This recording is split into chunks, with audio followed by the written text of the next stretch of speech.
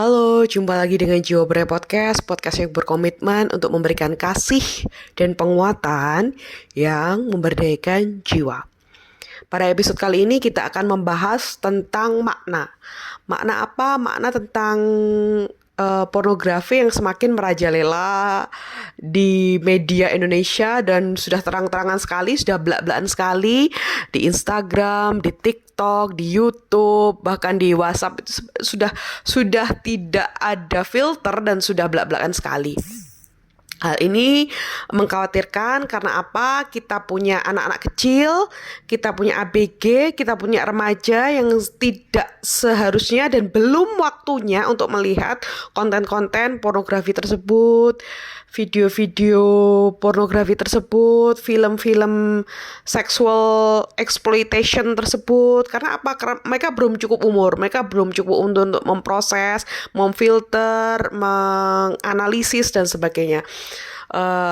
Yang dewasa aja kalau dia self controlnya nggak bagus akan terangsang, akan kelewatan, akan berbuat jahat, berbuat pelecehan seksual apabila terangsang dan konsumsi konten-konten pornografi. Yang dewasa saja bisa seperti itu, apalagi yang anak-anak, ABG, remaja dan sebagainya.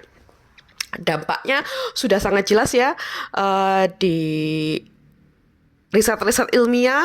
Apabila anak-anak remaja itu mengkonsumsi konten-konten pornografi, mereka akan sulit konsentrasi, sulit fokus, sulit berpikir seperti itu, sehingga akan buruk prestasinya, akan menghambat sekolahnya, belajarnya dan sebagainya. Seperti bahkan guru saya S1, bapak dosen saya S1 menyampaikan saat menempuh pendidikan S1 menyampaikan ada pengkerutan otak di situ. Jadi otaknya mengkerut gitu. Jadi dari hasil riset seperti itu. Sekarang kita membahas yang dewasa. Kenapa konten pornografi, video-video seksual dewasa itu selalu mencantumkan 21 plus, 17 plus, karena orang dewasa dianggap dan diharapkan mampu memproses itu, memfilter itu, mengolah itu sebagai konten yang ya konten hanya lewat seperti itu. Padahal kenyataannya orang dewasa pun bisa kebablasan, bisa berbuat pelecehan apabila terlanjur mengkonsumsi konten-konten pornografi secara berlebihan kayak gitu. Masalahnya di Instagram, di TikTok, di YouTube, di WhatsApp sudah luar biasa bebas ya. Ada aplikasi-aplikasi drama-drama seksual, sudah belak-belakan sekali lah dunia ini seperti itu. Yang pertama saya mau menyampaikan dari case saya sendiri. Saya itu saat SMP, SMA ngefans sama Britney Spears. Jadi saya generasi 90-an. Penyanyi yang hits dari internasional saat itu adalah Britney Spears dan Christina Aguilera. Britney Spears dan Christina Aguilera adalah penyanyi internasional yang sangat saya idolakan. Dan kalau di Indonesia tuh Mbak Anggun C. Sasmi saat itu, saya sangat mengagumi Britney Spears karena saya itu ikon seorang gadis cantik, pintar, jago nyanyi, modis. Jadi saya sangat mengidolakan Britney Spears. Bahkan sampai detik ini masih bisa nyanyi hampir semua lagunya Britney Spears. Saya kalau misalnya suruh nyanyi masih bisa gitu. Hafal mungkin sebagian besar masih hafal liriknya Baby One More Time, Crazy, Oops I Did It Again kayak gitu. Dulu saat SMP SMA saya nonton video klip Britney Spears yang I'm Slave for You itu malu banget sampai tutup mata, sampai malu tapi ngintip-ngintip gitu ya, penasaran gitu. Jadi terus terang ya saat muda, ABG, remaja gitu kita pasti kepo kayak gitu. Lalu itu diimbangi karena alhamdulillah bapak saya itu ustadz, guru agama, kepala sekolah, pengawas departemen agama seperti itu. Walaupun konteks kita bicara di sini bukan konteks Islami ya, tapi konteks psikologi. Karena kalau Islami silahkan berkonsultasi, silahkan berguru pada ustadz dan ustazah masing-masing.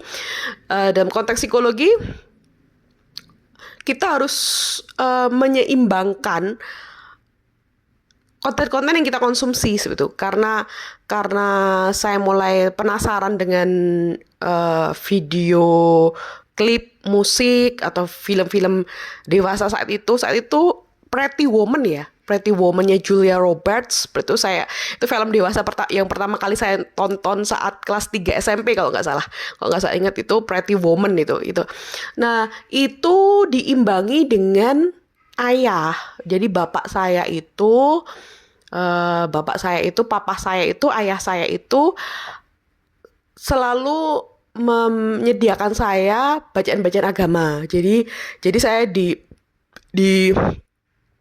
beri buku-buku agama, kisah nabi-nabi, sahabat, lalu kalau nggak salah dikasih buku bapak itu menjadi wanita sekilo mutiara atau apa ya, Dr. Aid Al-Harni itu menjadi wanita apa itu. Jadi bapak menyeimbangkan media atau konsumsi konten internasional modern yang saya anut dengan prinsip-prinsip Islami seperti itu. Lalu saat dewasa ini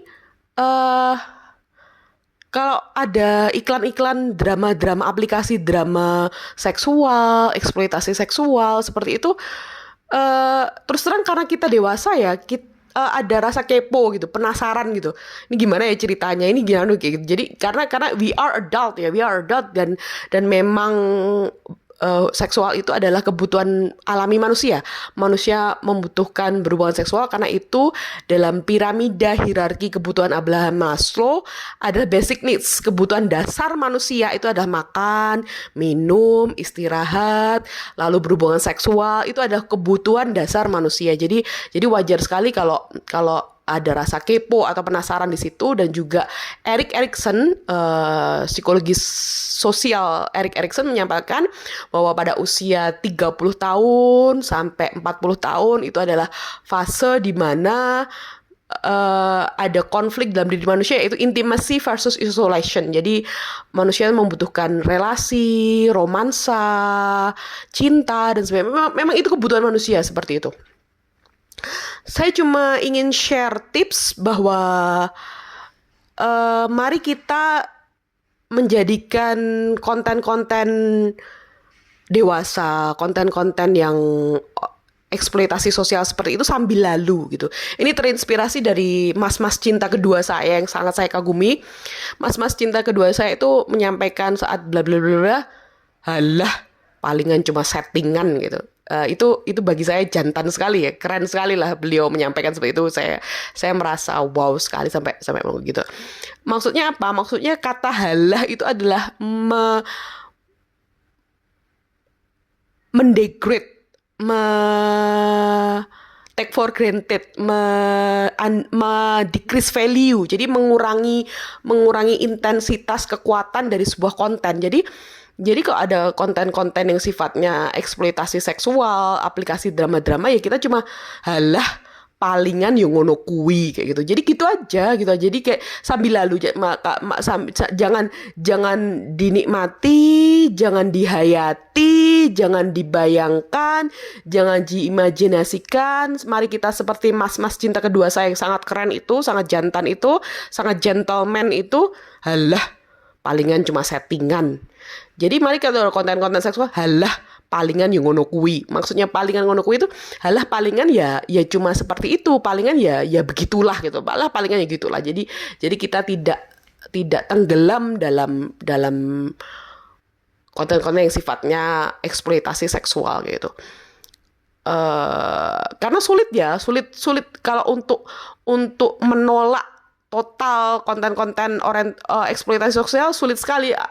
Dan yang pertama karena memang dunia seni ya, film, musik itu memang ada unsur a bit vulgar di situ. Jadi keterbukaan, keindahan dalam konteks ya kacamata orang berbeda-beda ya, persepsi orang berbeda-beda seperti itu.